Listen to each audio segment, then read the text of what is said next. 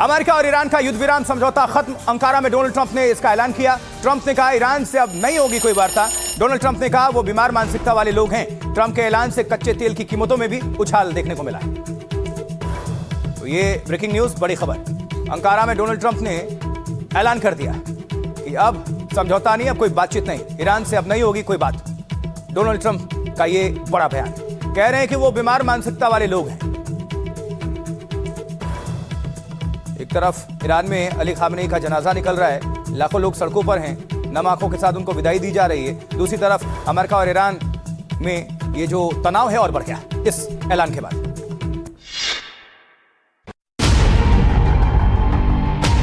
America के इन हमलों के बाद अंकारा में चल रहे नाटो शिखर सम्मेलन से एक हैरान करने वाली खबर आई। डोनाल्ड ट्रंप ने उस दस्तावेज को कूड़ेदान में डालने का ऐलान किया जिस पर हाल ही में उन्होंने खुद हस्ताक्षर किए थे। ट्रंप ने ईरान पर तीखा प्रहार करते हुए कहा कि सीज फायर अब पूरी तरह खत्म हो चुका है। To me, I think it's over. I don't want to deal with them anymore. They're scum. You know what scum is? They're scum. They're sick people. They're led by sick people. Donald Trump ने Ankara के मंच से समझौते के बाद Iran के रवैये पर भी सवाल उठाए। We make a deal, and if I make a deal with him, we have a deal, and he goes out, he talks. We make a deal. Everyone's agreed. No nuclear weapon. We make a deal. They go outside, talk to the press. They say we never even talked about it. There's something wrong with them. They're cuckoo. Trump का ये बयान महज जुमला नहीं बल्कि एक खतरनाक ऐलान है और इससे साफ जाहिर है कि कूटनीति के सभी दरवाजे अब बंद होने को हैं, बशर्ते ट्रंप अपने रुख से पलट न जाएं। तो लगता है कि अमेरिकी राष्ट्रपति डोनाल्ड ट्रंप ने समझौता खत्म करने की पटकथा कल ही लिख दी थी, क्योंकि बुधवार तड़के ही अमेरिका ने ईरान में जोरदार हमला बोल दिया। देखिए,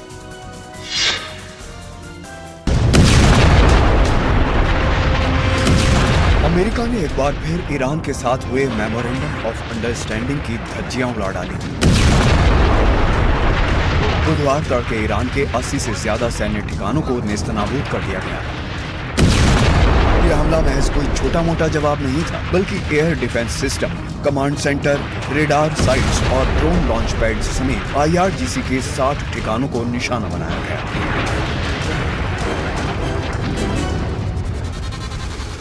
ईरानी मीडिया के मुताबिक इन हमलों में सीरिक, केशम द्वीप और बंदर अब्बास में कई धमाके देखे गए और आग भी लग गई। सेंट्रल कमांड के मुताबिक ये कार्रवाई हॉर्मुज में 3 कमर्शियल जहाजों पर हमले के बाद की गई। वॉशिंगटन ने इसके लिए ईरान को ही जिम्मेदार ठहराया। अमेरिका का ये हमला ऐसे वक्त में हुआ जब खामनेई की अंतिम यात्रा चल रही है और सड़कों पर लाखों लोग हैं। इस सब के बीच बरस रही मिसाइलें बड़े खतरे का अलर्ट है। पश्चिम एशिया में ताजा हमलों का दायरा अब ईरान की सीमाओं से बाहर निकल चुका है। अमेरिकी हमले के जवाब में ईरान ने अमेरिका के सबसे संवेदनशील मिलिट्री अड्डों को टारगेट किया।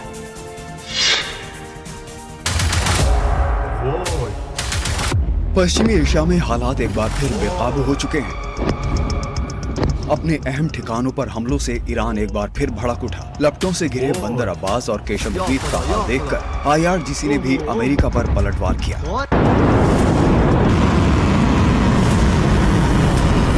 ईरान का दावा है कि उसने बहरीन और कुवैत में अमेरिकी ठिकानों पर 85 मिसाइलें और ड्रोन दागे।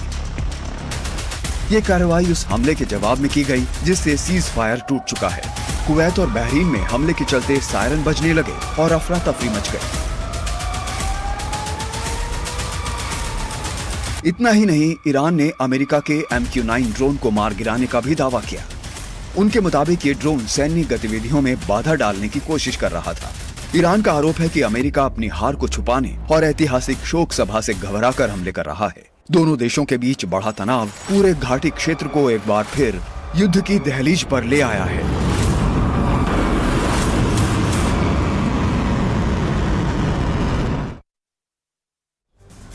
अमेरिका और ईरान के बीच 18 जून को स्विट्जरलैंड में हुआ समझौता अब तार-तार हो चुका है। डोनाल्ड ट्रंप ने खुद युद्ध विराम समझौते से पीछे हटने का ऐलान किया, लेकिन इसकी वजह क्या है? आखिर ट्रंप ने यह फैसला क्यों लिया? क्यों खुद ट्रंप इसे लेकर बहुत उत्साहित थे? चलिए जानते हैं। देखिए, स्ट्रेट ऑफ हॉर्मुज में हालात सामान्य नहीं हुए हैं। हॉर्मुज में 3 कमर्शियल जहाजों पर हमला हुआ है। अमेरिका ने ईरान पर लगाया हमले का आरोप। सेंट्रल कमांड ने 80 ठिकानों पर हमले किए। अमेरिका ने इसे रक्षात्मक कार्रवाई करार दिया है, सेल्फ डिफेंस वाला। ईरानी तेल के लिए जनरल लाइसेंस रद्द कर दिया गया। यूरेनियम संवर्धन पर नहीं होगी कोई सहमति, क्योंकि नहीं बनी है। आर्थिक प्रतिबंध हटाने पर भी सहमति नहीं बनी है। एक दूसरे पर भरोसा नहीं कर पाई ये दोनों देश। स्थायी समझौते पर वार्ता आगे नहीं बढ़ी और परिणाम आप देख रहे हैं। ईद विराम समझौता टूटने के बाद नई जंग की आशंका और तेज हो गई है। क्या पश्चिमी एशिया को फिर वही भयानक मंजर देखना होगा जो इस साल की शुरुआत में देखना और सहना पड़ा था? ये वो दिन था जब अमेरिका इजराइल के हमले में खामनेई मारे गए और ईरान के साथ पूरा पश्चिमी एशिया थर्रा उठा। उस दिन के बाद से अमेरिका, इजराइल और ईरान के बीच जो जंग शुरू हुई उसने पूरे क्षेत्र को तबाही में झोंक दिया। अगले कई महीनों तक आसमान मिसाइलों और ड्रोन्स की गड़गड़ाहट से गूंजता रहा। ईरान के तटीय ठिकानों, तेल रिफाइनरियों और सैन्य कमांड सेंटरों को निशाना बनाया गया। जवाब में ईरान ने अमेरिकी एयरक्राफ्ट कैरियर कुवैत, बहरीन और जॉर्डन में अमेरिका के सैन्य अड्डों पर जमकर मिसाइलें गिराई। इतना ही नहीं, दुबई भी जंग की इस आग में बच नहीं पाया था। द पर्ल ऑफ गल्फ के नाम से मशहूर दुबई का ये हाल होगा किसी ने सोचा भी नहीं था। दुबई की कई इमारतों को ईरान ने निशाना बनाया। अमेरिका के साथ जंग के लिए ईरान ने स्ट्रेट ऑफ हॉर्मुज को हथियार बनाया और कई महीनों तक इसे बंद रखा, जिससे पूरी दुनिया में तेल गैस का संकट पैदा हो गया। अमेरिकी हमलों के बाद ईरान सरकार ने भी बयान जारी किया है और डोनाल्ड ट्रंप और अमेरिकी सेना पर हालात बिगाड़ने का ठिकरा फोड़ दिया है। देखिए, होर्मुज में ईरान की संप्रभुता का उल्लंघन हुआ। लेबनान में इजराइल की सैन्य गतिविधियां जारी हैं। पिछले 3 हफ्तों में बार-बार समझौते का उल्लंघन हुआ है। धौंस जमाने का दौर खत्म हो चुका है। अमेरिका की ये हरकतें ईरान को कमजोर नहीं कर सकती। ईरान किसी भी दबाव में नहीं झुकेगा। अपनी सुरक्षा के लिए निर्णायक कदम उठाने के लिए तैयार है ईरान। हमारी सेना दुश्मन को कुचलने के लिए तैयार है। अपनी सीमा में अमेरिकी दखल बर्दाश्त नहीं करेगा, ये ईरान का साफ साफ कहना है। और अब ईरान को लेकर डोनाल्ड ट्रंप के ऐलान का असर शेयर बाजार पर भी देखने को मिला है। कैसे, आइए आपके सामने हम विस्तार से रख देते हैं। देखिए, साथ ही कच्चे तेल के दाम की अगर बात करें तो एक झटके में ये भी चढ़ गए। ट्रंप ने युद्ध विराम खत्म करने का ऐलान किया। सेंसेक्स 20 मिनट में 1000 अंक टूटा। सेंसेक्स 1677 अंक गिरकर 76,504 पर बंद हुआ। निफ्टी 516 अंक गिरकर 23,882 पर बंद हुआ। कच्चा तेल भी 6% चढ़ गया, यानी महंगा हो गया। कच्चे तेल की कीमतें $75 के करीब पहुंच गई हैं। यह असर डोनाल्ड ट्रंप के इस बयान के बाद। चलिए अब आगे बढ़ते हैं और इस वक्त शाम 4 बजे की 4 बड़ी खबर कौन सी है, यानी बिग न्यूज आपके सामने रख देते हैं। देखिए 4 बड़ी खबर। उत्तर प्रदेश के मुजफ्फरनगर में कांवड़ यात्रा को लेकर हाई अलर्ट। डीएम एसएसपी ने दिए सड़कों के गड्ढे भरने और ड्रोन से निगरानी के निर्देश। केंद्रीय गृह मंत्री अमित शाह ने गुजरात के सीएम से बातचीत की है। बाढ़ के हालातों पर चर्चा, हर संभव मदद का आश्वासन। जम्मू कश्मीर के शोपियां में सुरक्षा बलों को कामयाबी। एनकाउंटर में लश्कर का टॉप कमांडर जाकिर गनई रहे।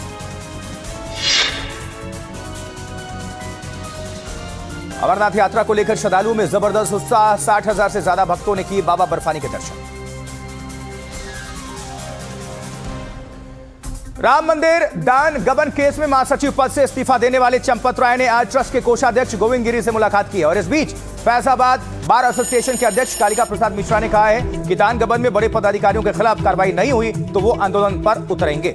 इस बीच चंपत राय के ड्राइवर टिन्नू यादव के रसूख से जुड़ी नई तस्वीर भी सामने आई है।